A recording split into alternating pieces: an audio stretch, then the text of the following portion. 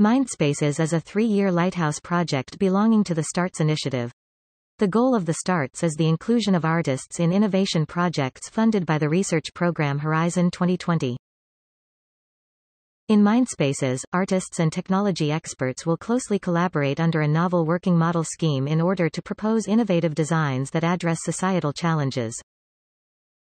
During their collaboration, they will try to ensure improved functionality and usability as well as emotional and cognitive well-being through the assessment of users' responses via multi-sensing technologies.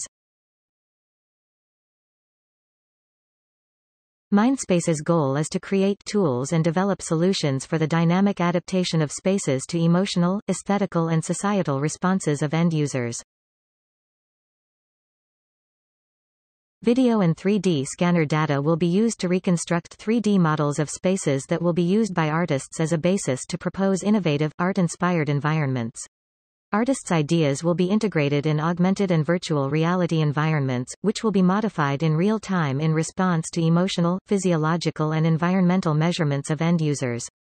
This will lead to the final designs that will correspond to users' emotional, functional needs, resulting in improved, attractive city spaces, inspiring and productive work environments and functional home interiors.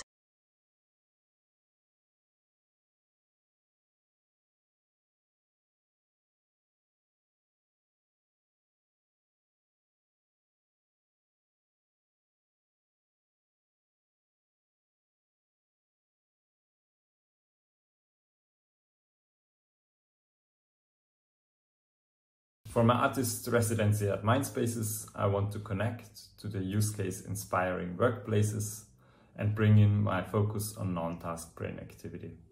For me, MindSpaces has the potential of a more holistic process, circulating between artistic experience, scientific knowledge, as well as technological applications.